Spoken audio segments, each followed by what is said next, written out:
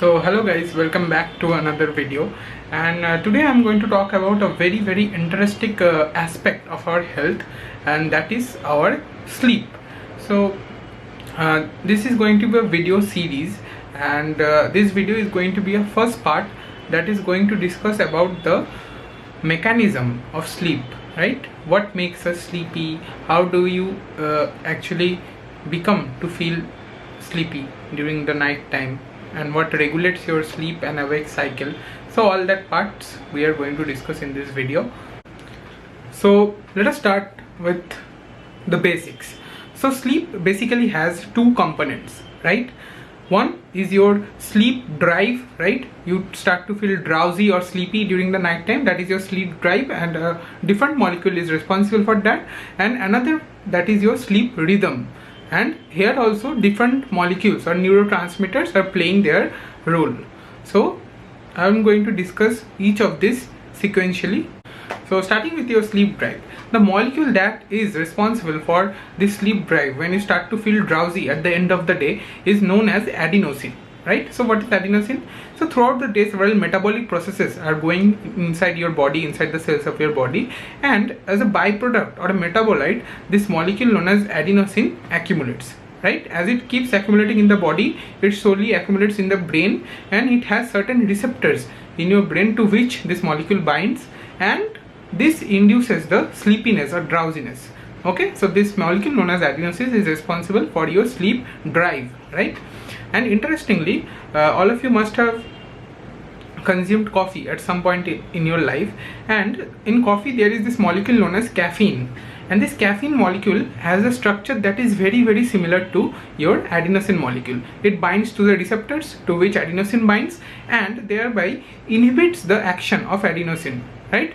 So this is why when you consume coffee, you feel more energetic or wakeful, right, or alert, right? So these are the benefits of coffee, because it binds to the receptor of adenosine and prevents its action. So thereby, this is how the coffee actually works, right? So this is your sleep drive part. Next, I will be talking about your sleep rhythm. So let us discuss about the sleep rhythm now. So what are the components? So I'm just going to name them, the components that are responsible. This is not going to be super detailed, just an overview so that you can understand how your sleep rhythm works. Okay, so the structures are melanopsin cells that are present in your eyes, the retinohypothalamic fibers or pathway, your suprachiasmatic nucleus, a structure that is present in our brain, and then there is the pineal gland, and also this hormone known as melatonin. So these are the components of your sleep well cycle. Now let us understand what happens, right? And you must remember that this sleep and wake cycle is very closely linked or related to the day and night cycle, right? We feel more awake during the daytime if we have a proper cycle, and we are supposed to feel sleepy during the night time. So how this linking is there, or this circadian clock builds up, that is what we are going to discuss. So during the daytime, you are getting a lot of light exposure, right? And the light wavelength that mainly stimulates these cells that are present in your eyes is the blue light, right? The blue light, the wavelength in that range actually stimulates these melanopsin cells, and the signal passes through the retinohypothalamic fibers to stimulate the suprachiasmatic nucleus. Okay, now when the suprachiasmatic nucleus is stimulated, it actually inhibits the secretion of your melatonin, right? This melatonin hormone, its secretion is totally inhibited when there is proper light exposure due to inhibition by the suprachiasmatic nucleus. Okay, and this melatonin is actually released from your pineal gland. So now coming to the part that is what happens during the night time when there is low light and darkness is there, right? So this time the melanopsin cells won't be activated, and the suprachiasmatic nucleus will decrease in its activity. It will no longer be stimulated, right?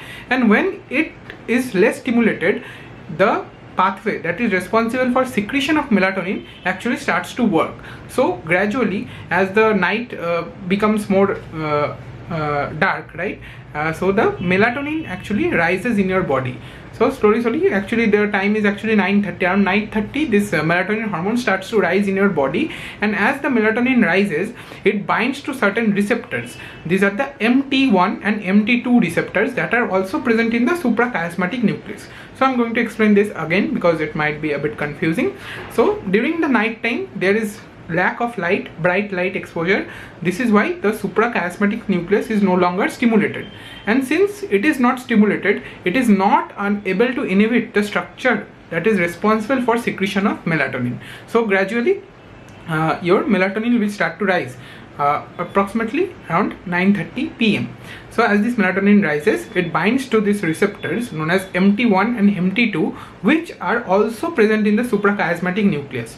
Okay, this MT1 receptor, when melatonin binds to it, actually promotes your sleepiness or drowsiness, and this MT2 receptors actually helps to set your circadian rhythm or sleep-wake cycle, helps to set it according to the day and night cycle. So this is how your sleep rhythm works. Okay, now in the last part I'm going to discuss a few practical tips that you could follow to actually improve your quality of the sleep.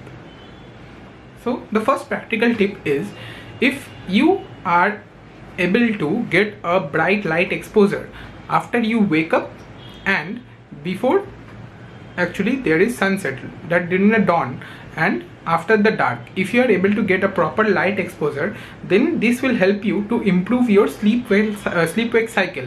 Actually, it will help you to build up a proper circadian rhythm in your body, right? It will be in sync with the natural your phenomena. Like when the sun will rise during the morning, you will be able to wake up without feeling sleepy, and during the night time you will have regular and proper sleep. So this is the first tip, that proper light exposure, and research has shown this, that if you get a good amount of light exposure after you wake up and before during the evening time before the sun sets, so this will actually help you to get a better quality of sleep. So this is the first tip, practical tip. And the second practical tip is, you should actually avoid coffee during the night time or evening time. As I've already explained in the first part, that caffeine binds to this receptor for adenosine, which is responsible for your sleep drive. So you need to avoid that to get a proper amount of sleep, right? So have a quality amount of sleep. So now I'm coming to the last practical tip, that is, you should actually try to keep a cooler room temperature during the night time when you are about to go to sleep, because when this core body temperature decreases, there is rise in this hormone known as melatonin. Okay, so as this melatonin rise, you will have a better quality of sleep and start to feel more sleepy, right? So try to keep your room temperature cool. So these were the few practical tips, and based on the science of sleep that I have discussed in this video. So I hope you guys like this video and also the practical tips based on the science of sleep.